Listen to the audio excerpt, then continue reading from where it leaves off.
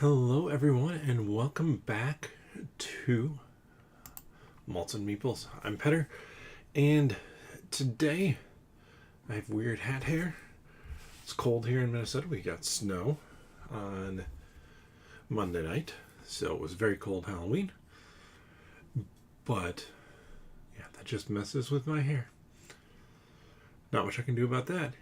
Well, invest in a comb. I have one. I just didn't use it to make it look any more better. But welcome to Top 100 Games of All Time 2023 edition, the final part of the bottom half, 60 through 51. And there are three new to me games in this section. Have an old fashioned. Let's get into it. The first game that we have is not one of those new games. This is a classic game. It's going to be Five Tribes. Five Tribes is, I forget. Yeah, I think it's my favorite out of the kind of those classic Days of Wonder-esque games. So like your Tickets to Ride, Catan. No, Catan's not Days of Wonder, but Carcassonne, also not Days of Wonder. Five Tribes and Small World. Five Tribes is my favorite currently. I say currently because I do have, excuse me, I do have Ticket to Ride Legacy coming, and I'm real excited to try that one out. I got to demo it at Gen Con, but enough about that. Five Tribes is a game Mancala-like. If you're familiar with the Mancala, you pick up all the stones from one container and you move them around. And at the end, in Five Tribes, you're dropping one off at each location, and then every meeple in Five Tribes that matches the final one that you place down, you take all of that color off of that tile, and they give you different abilities. This is really a point salad type of game where you can get points for having the most viziers from Jinn that you have, for landing on or emptying out a tile, for stopping a spot with an oasis, for set collection, tons of different things. And one of my favorite things about this game, though, besides kind of that ability to score and play how you want, is the turn order. Before you start each round, you bid on turn order, and you decide where you want to go. Now, you think this maybe won't work super well in two players because it goes up to four. If I decide to bid 0, you can decide to bid 1, go ahead of me. Or you can decide to bid 0 and go behind me. It depends on the setup of the board and what you're looking for and what you think I'm looking for, and if there's a really good play or not. Except each player has 2 turns that you bid for simultaneously, or place out simultaneously. And that means there's a little bit more strategy. I could set it up where I could go back to back, and if I'm smart about it, I could even set up then my second turn. But that might cost me a little bit of money, and the money in this game is the points. So a lot of fun with that. Really just good variety to the game out of the base box. I know there are some expansions. I haven't tracked any of them down ever, so base game is still just really fun, really good. Number 59, this one was new to the list last year, and it's going to be a partially real-time, partially drafting game, little game, Mesozoic. You are building up your dinosaur park, and you're doing that over 3 rounds, and you're drafting cards for your park each one of those rounds. But then you shuffle up those cards and you lay out a 4 by 3 grid, but you only have 11 cards. So there's an open spot, and everything comes out randomly. So you might have half of a pen on one card, half of a pen on another card, and they're not adjacent to each other. That's where the real-time aspect comes in. It's a sliding puzzle on the table to see how quickly you can get it set up to what you need. Or not even necessarily how quickly, but how well can you do in the time frame that the game gives you, because it's not super long. I think it's like 45 seconds to get everything shifted to where you want to be, and it is a sliding puzzle. So yes, technically anything can go anywhere. Like with that one open spot, you can redo the configuration completely, but can you do that in 45 seconds, or will you get caught halfway through that process trying to do that and end up with a really bad score that way, instead of maybe not going for everything and ending up with a slightly better score? It's just a really fun, simple system that way, and it gives you good different ways to try and get points. There are some just small habitats that it's just on one card. Doesn't give you as many points, but you're going to get your points for that. And then you could instead choose to do the monorail system. The monorail system, got to get everything connected, but the more you have connected, the more points it is. And that can be a big score, assuming that you remembered and you drafted the right tiles for that, or the right cards for that. 58 won. Actually, all of these so far, I'm like, I want to play them again. That's going to be the case for every single one in this list. Looking at it, it's like, I would gladly sit down and play this right now. But 58 is going to be one that I haven't actually played in a number of months. Probably 8-9 months at this point. But a really fun, simple, and, well, not simple, but few card engine building game, Res Arcana. Res Arcana, like I said, you're building an engine to score points, and you're racing to 10 points, but your engine is consisting of the few cards that you have, and you can start with a base set of cards, or you can instead choose to draft those cards to try and draft a synergy that's going to get you different resources. You use those resources then to generate points, or turn those resources into other things, powering other cards that you have in play. It is a really fun game. It's not simple. I don't think it's fair to call it simple, but because you only have a few cards, I think it's 8 cards that you're cycling through, and you might not even be cycling through them because you might just have them out in front of you in play. It's a really interesting puzzle. It's like, who can get their engine going the fastest, and the person who gets it going the fastest and can start to turn it into points quicker can win. But some engines just are a little bit slower, but when they get kicking, you start to get a lot of points fast. Really good game. Love Res Arcana. Then the first of the new ones here, this one, I actually just got my copy in today. I'm so excited. This one looks so cool on the table and is a really fun game. I wish I had the metal dice for it, but that would be a pointless extravagance in it. But it sounds cool. And that's going to be Tesseract from Smirk and Dagger. Tesseract is this idea of, there's this cube that has come to Earth, and it is kind of collapsing in on itself. If it fully does that, if the cube fully disappears, you lose. There's a big explosion, everything goes boom, and universe over. Something like that. I don't know the exact story. But you're a scientist, you're researchers trying to crack the code of this Tesseract. This 4x4, pretty sure it's 4x4, not...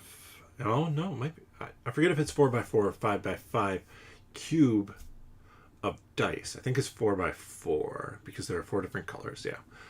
And you have special abilities that you're using, you're spending actions, and what you're trying to do is match symbols on basically this code board. The symbols are always the same. It's 1 through 6 on each die. Or, yeah, I guess it's 1 through 6. The dice do only have numbers on them, but the numbers look like symbols. You can tell by the kind of the pips on it, but they're all connected by lines to make it look more alien. So you're trying to fill that in, but to do that you have to collect runs or sets of dice that allow you then to place one of those dice. So you're trying to like spend your actions wisely to manipulate the dice, as well as to take dice off the cube so that you can then manipulate those. Plus you get special powers for each character. It's very... I mean, it sounds like a lot, but I would say it's only a little bit more complex than like a Pandemic game. But that little bit and just kind of the strategy of building up those sets or runs is a lot of fun to try and figure that out and to really work cooperatively together to fill in the code. Because as you fill in rows or columns, you get certain bonuses, and those bonuses can be huge. So once you have all 4s, you might have a really good power that can save you from losing losing a cube from the end of your turn, because you're going to lose a die at the end of your turn from the cube, and that die can cause basically outbreak type things to push up other ways that you can lose the game. Like I said, definitely has a Pandemic-like feel to it. Has a cool toy factor with this rotating dice tower. Not a like dice tower that you roll dice in, but a tower of dice. So that little central cube, you can rotate it around so everybody can see every side, because you need to know what's coming up. It is really fun that way. And I think I played it twice at Gen Con, kind of 3 times. I sat in for somebody on kind of the last turn to actually didn't really, I don't think it came back to me to have a final turn, or I had the final turn of the game and it was a very simple thing to do. I forget which one it was, but it's a blast. And how you build the cube, what you build it on, can change the difficulty. So really like this one. Speaking of another one though with a lot of toy factor, that's going to be Potion Explosion. Potion Explosion is excuse me, I need to sit. Potion Explosion is my number 56 on the list.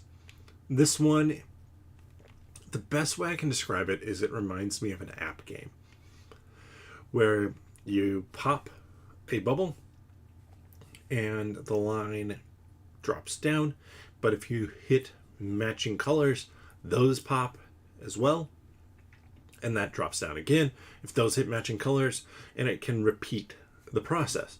That's exactly what Potion Explosion does. And those things that you get, those marbles, because it actually has a tray that does that whole explosion for you, are the ingredients that you then spend to brew your potions. And those potions, they give you special powers. Things like take from the very bottom row 1 marble of each color, or as many as you can. You can't repeat colors, basically. So it could be up to, I forget if there are 4 or 5 different colors. Either way, could be a number of colors in there. This game is just a blast to play. Another one where I'm like, kind of want to pull this game out and like play it. It doesn't play solo, unfortunately. Otherwise, I might just play it tonight. But each of those potions then gives you, like I said, abilities. You could steal from other people. You could change the dice, or not dice, marbles into whatever color you want. All sorts of things like that. It works really well. It's a good gimmick, but equally as good a game. Sometimes, I don't have any of them on the list, but like Mousetrap. It's a great gimmick. It's so much fun to build the mousetrap that may or may not, probably not, work. But is there really a game to it? No. The point is to build the mousetrap, even if you do that without going around the board or doing any of those things. Potion Explosion has that same toy fun factor to it with a real game behind it. My number 55 is going to be another one of the new games to the list. This is Forest Shuffle. This one got to play at Gen Con originally, and it falls into kind of the line of tableau builders, nature tableau builders, like Meadow would as well. This one, though, is a little bit simpler in that you have a handful of cards. They have a cost. That cost you pay by playing out cards. And you're building everything around trees. So you're planting a tree in your forest, and around that tree, on each of the four sides, you can place different creatures, different cards. And they always slide under. You can only have one per side of each tree. So you're planting trees. You're putting out these cards, and some of them stack. Now, I said you can only have one per side. Some of them break rules. I think it's rabbits that do. Rabbits or deer. Maybe both. But you can stack a whole bunch together. Or you can collect like different types of bats. The more different types of bats you have, or up to a certain number, if you have like 3 different types of bats, each bat card is worth 5 points. Made up, something like that. Or if you have a number of different robins. If you have 10 robins, you would never have 10 robins. Let's say you have 4 robins, that's worth 15 total points.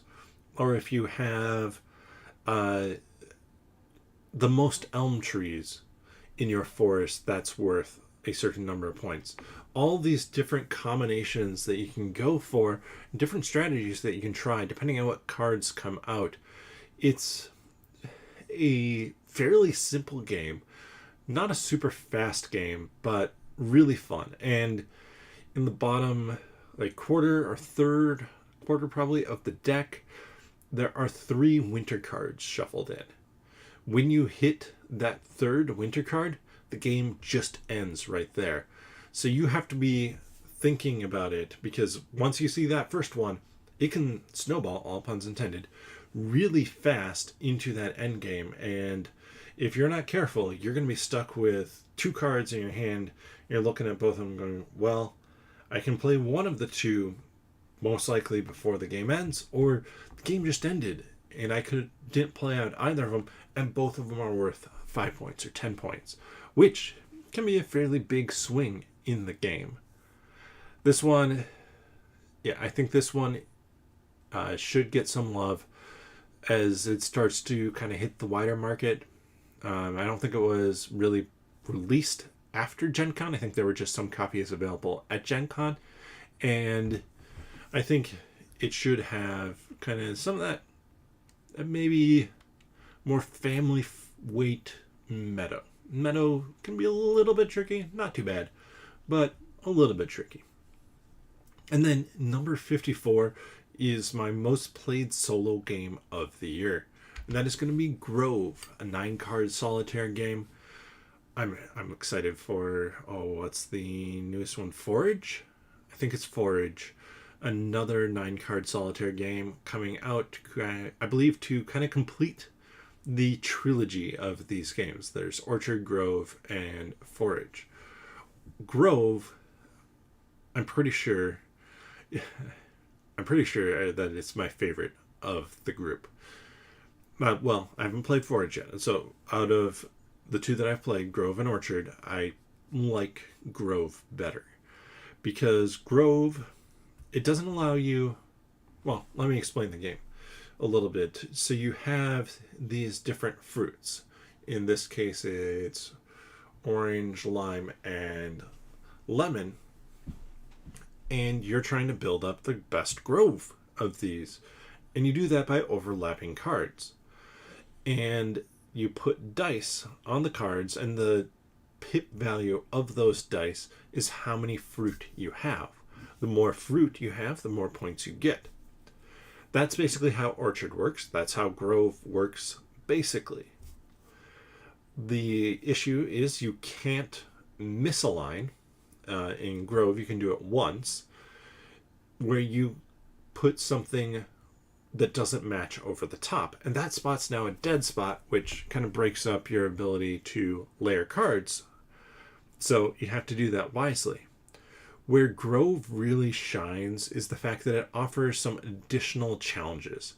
So it offers, basically you pick 2 scoring challenges at random. So it might be your first card overlay you do has a lime in it. That gives you an extra point. Okay, that's not that much. That's fine. Or you have a lemon that has 6 on it. Okay, that gives you 5 points. That's pretty good. But now both of those cards have a larger number in the corner, and that combined larger number is the target of points you're trying to get to. And I really like that about Grove as a solo game. It's not just like Orchard's just beat your high score or see how well you can do. In my case, like when I play Orchard, I'm mainly tracking to see, am I increasing my average score over time? If I play 10 games in a sitting, which is possible, it's like 5 minutes of play. Same with the Grove, maybe 10 minutes. And my average score is going up for Orchard, yay, that's what I'm looking for. With Grove, there's a win and lose condition based off of those challenges, and it works really well. I love Grove for at work, because if I have 5 minutes between a meeting, I don't have an email to answer, something like that, and I'm in a lot of meetings. It's nice to have that, to be able to be like, okay, quick brain reset and get going. So then we have number 53. Number 53 has been on the list for a while. We still haven't found that last one that is new to the list. Excuse me. Almost coughed again there. But Century Golem Edition. Century Golem Edition is a simple, fast, fun puzzle of a game. In this one, you are attempting to turn gems into other gems to create the right combination of gems to purchase Golem. And those Golem give you a certain number of points. The fun thing about it is just how snappy this game is. You have a hand of cards. You start out with 2 that you can play down to get gems or swap gems that you have. And the card tells you, like, okay, you can increase the value up to 2. So 2 gems once, 1 gem twice. And there's a hierarchy of how that goes up. Or you can get another card and add it to your hand. And that might, well, it's always a variation on the same thing. It's always about changing the combination of gems that you have or adding more gems to your board.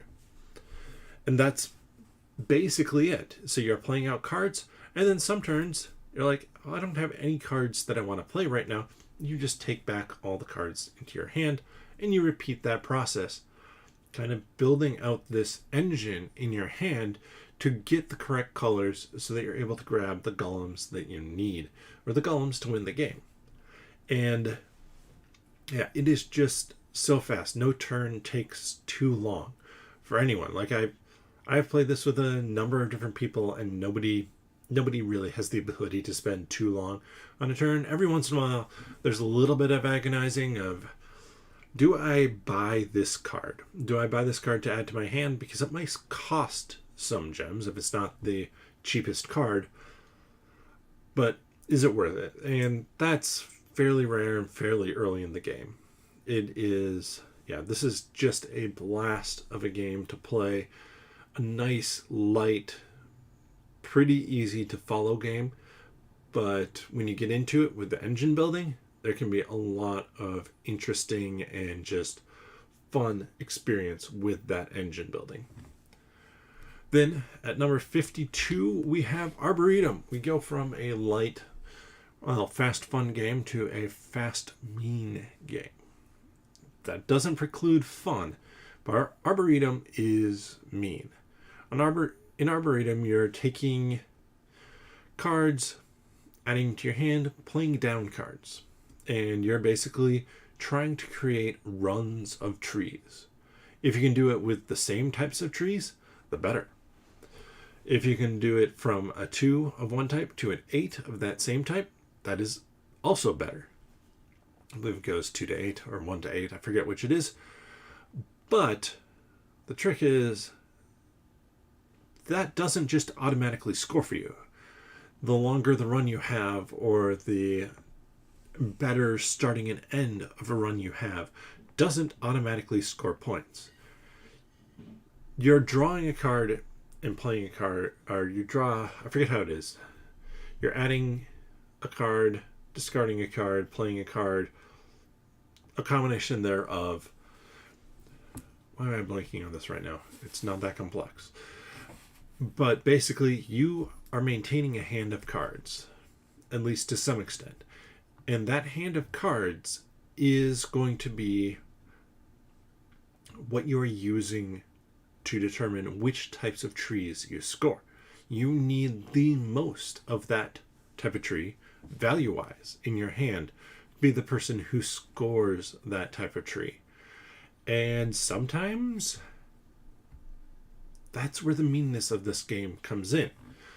I see that you're going for something, you discard a 7 that doesn't work for your elm. Let's say it's your elm trees or oak trees. Well, now I grab that 7 and I just stash it in my hand. I play out something else. I discard something else.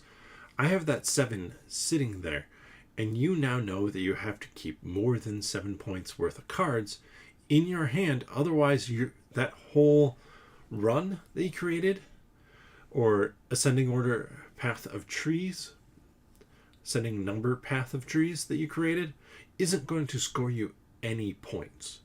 So I've had games where everybody built pretty impressive arboretums, but the scoring was real low because they weren't able to keep what they needed in their hand.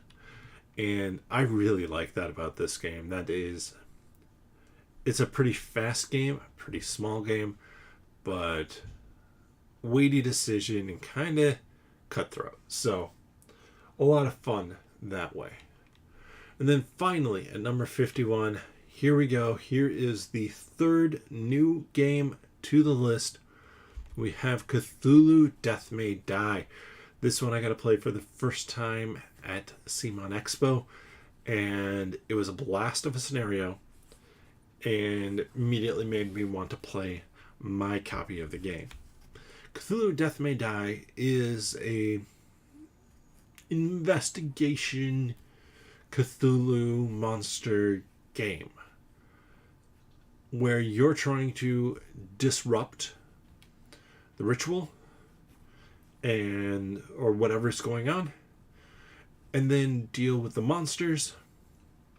But also, eventually, there's going to be a great old one that hits the board, whether it's Cthulhu or Hastur. I forget who else is in the main box. You can get expansion boxes with other great old ones. So you're just taking a scenario and a great old one, mashing those cards together, shuffling them together to create kind of your event deck, and you're going through that. Part of what you do as an investigator is you're fighting, but you're also taking horror or sanity damage.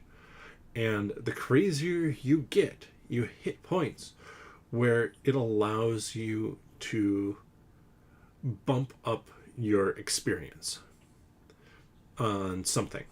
So you might be a brawler, Now all of a sudden you're a better brawler. And instead of only being able to attack one target, you attack a whole room. So if you have a room full of cultists, you can go in there with your best punch possible, or attack possible, brawl attack possible, and you roll it. And cultists, let's say, take 2 points to take down. You roll 6 hits. You can take out 3 cultists. Normally, characters couldn't. So you're deciding which skills to level up as you go more and more insane. Of course, if you go completely insane, you're dead. You're out of the scenario.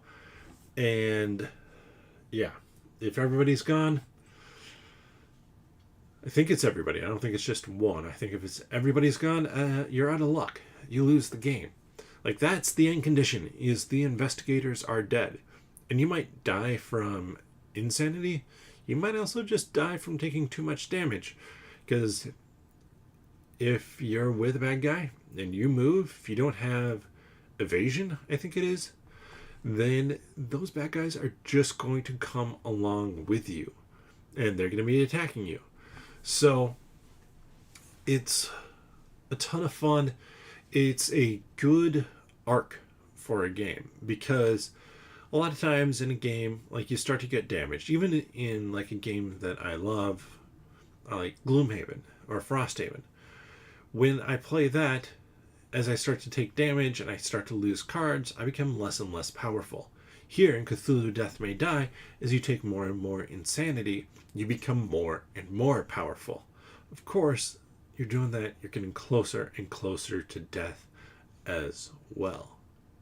So, there we have it. We have my 60 through 51. Let's run through this quickly. We have 5 tribes at number 60. This is a classic Mancala style, or modern classic Mancala style, board game of set collection and point salad, with everything giving you points. At 59, we have Mesozoic, building your Jurassic Park type zoo with a sliding puzzle. At 58, we're going to have Res Arcana, who can get their little engine of magic up and running fastest to get to 10 points. 57, we have Tesseract. Can you solve the cryptic alien message, the alien puzzle, before the Tesseract implodes and destroys the universe in this cooperative, pandemic feeling type game? At 56, or no, is that 57? 56, we have Potion Explosion. Potion Explosion is an app, like, color matching explosion game where you're collecting ingredients for potions to see who is the best student at the, I would say it's probably a wizarding school.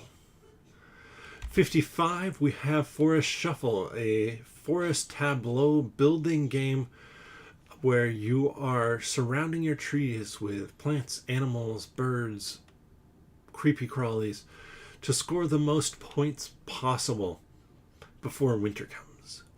Then we have Grove, a 9-card solitaire game of building out your best grove of lemon, orange, and lime trees to get as much fruit as possible, basically trying to shoot to score an objective.